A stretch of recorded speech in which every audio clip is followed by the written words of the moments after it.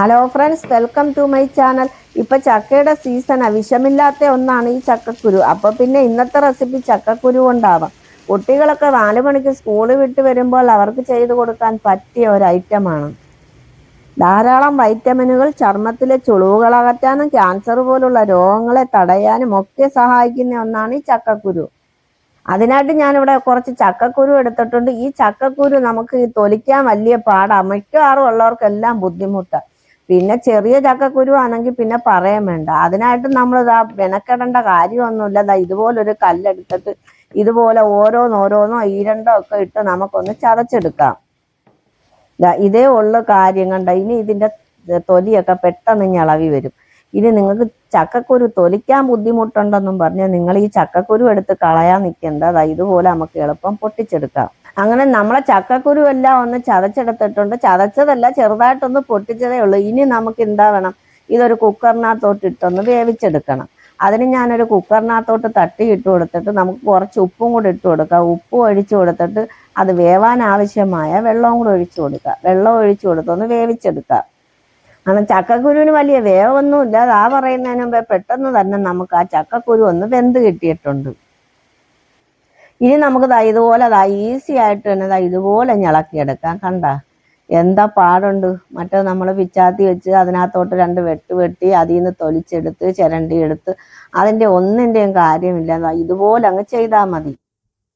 നമ്മൾ കടകളിൽ പോയി എന്തെല്ലാം മലക്കറി സാധനങ്ങളാണ്, അതെല്ലാം വിഷം അടിച്ച് വരുന്ന മലക്കറി സാധനം. ഇതൊക്കെ നമ്മളെ നാട്ടിൻപുറത്ത് നിന്ന് കിട്ടുന്ന ഈ സാധനങ്ങളൊന്നും നമ്മൾ കളയരുത്. ഇതൊക്കെ നമ്മൾ ഇനി വേവിച്ച് കഴിക്കേണ്ടത് നല്ലതാണ്. അങ്ങനെ നമ്മൾ പറയുന്നതിന് മുമ്പ് ചക്കക്കുരു എല്ലാം തൊലിച്ചെത്തി നമ്മൾ ഈ വെന്ത ചക്കക്കുരു എടുത്തതാ മിക്സിയുടെ ജാറിലോട്ടിട്ട് അതൊന്ന് ആറിയതിന് ശേഷം നമുക്ക് ഇട്ട് കൊടുത്തതായി ഇതുപോലെ ഒന്ന് അടിച്ചെടുത്താൽ മതി.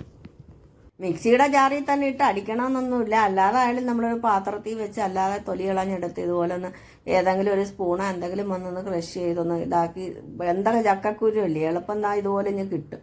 അങ്ങനെ നമ്മൾ ഇതിലേക്ക് ഇനി 1/2 കപ്പ് തേങ്ങ ഞാൻ എടുത്തിട്ടുണ്ട്. അതും കൂടി ഇതിലേക്ക് ഒന്ന് ചേർത്ത് കൊടുക്കുക. ഇതെല്ലാം കൂടെ ഒന്ന് മിക്സ് ചെയ്യാന്നിട്ട് ഇനി ഇതിലേക്ക് ഒരു 1/4 ടീസ്പൂൺ ഏലക്കാപ്പൊടി ഇട്ട് കൊടുത്തിട്ടുണ്ട്. ഒരു 3 ടേബിൾ സ്പൂൺ പഞ്ചസാരയും കൂടെ ചേർത്ത് കൊടുക്കാം.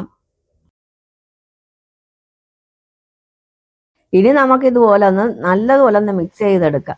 ഇതിപ്പം തന്നെ നമുക്ക് ഇങ്ങനെ തന്നെ കഴിക്കാനാണെങ്കിൽ നല്ല ടേസ്റ്റാണ് കേട്ടോ.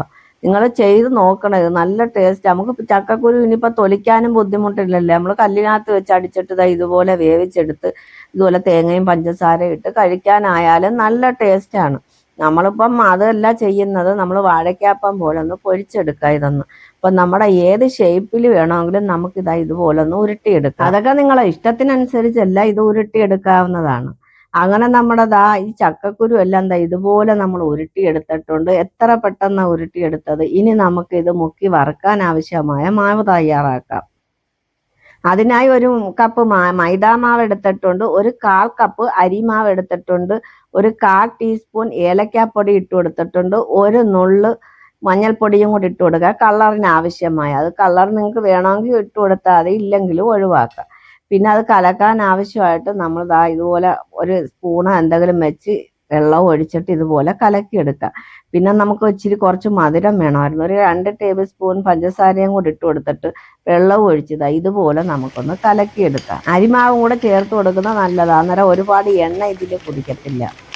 ഇതിൽ നമ്മൾ ഉപ്പിട്ട് കൊടുക്കുന്നില്ല. നമ്മൾ ചക്കക്കുരു വേവിക്കാൻ വെച്ചിരുന്നപ്പോൾ ഉപ്പിട്ട് കൊടുത്ത് ചക്കക്കുരു വേവിച്ചത് കൊണ്ടാണ് ഇതിനകത്ത് ഉപ്പിടാത്തത്. ഇനി നമുക്കിതൊന്ന് വറുത്തെടുക്കാം. അതിനായിട്ട് ഞാനൊരു പാൻ എടുത്ത് അടുപ്പിൽ വെച്ച് അതൊന്ന് ചൂടായി വന്നപ്പം കുറച്ച് വെളിച്ചെണ്ണ ഒഴിച്ചു കൊടുത്ത് അങ്ങനെ വെളിച്ചെണ്ണയൊക്കെ ഒന്ന് ചൂടായി വന്നിട്ടുണ്ട്. ഇനി നമ്മൾ നേരത്തെ ചക്കക്കുരു ഉരുട്ടി വെച്ചിരുന്നത് ഇതിലോട്ടിട്ടൊന്ന് മുക്കിയെടുക്കാം. അങ്ങനെ നമ്മൾ ഇതെല്ലാം ഓരോന്നോരോന്നിട്ട് നമുക്കൊന്ന് എണ്ണയിലിട്ടൊന്ന് വറുത്തെടുക്കാം. അങ്ങനെ ഒട്ടും മായമില്ലാത്ത ചക്കക്കുരു വലിച്ചെറിഞ്ഞ് കളയാതെ നിങ്ങൾ തയ്യാറാക്കി നോക്കുമെന്ന് കരുതുന്നു. ചക്കക്കുരു തൊലി കളഞ്ഞെടുക്കുന്ന ബുദ്ധിമുട്ടും മാറിക്കിട്ടി. ഈ വീഡിയോ നിങ്ങൾക്ക് എല്ലാവർക്കും ഇഷ്ടമായെന്ന് വിചാരിക്കുന്നു. ഇഷ്ടമായ ലൈക്കും കമൻറ്റൊക്കെ ചെയ്ത് ഒന്ന് സപ്പോർട്ട് ചെയ്യണേ. കൂടാതെ നിങ്ങളെ പ്രിയപ്പെട്ടവരിലേക്കും എത്തിച്ചു കൊടുക്കണം, അവർക്കും പ്രയോജനമാകട്ടെ. നമ്മൾ ഏത്തയ്ക്ക കൊണ്ട് വാഴയ്ക്കാപ്പം പൊരിക്കുന്നതിനേക്കാളും ടേസ്റ്റ് കൂടുതൽ ഇതിനാണ്.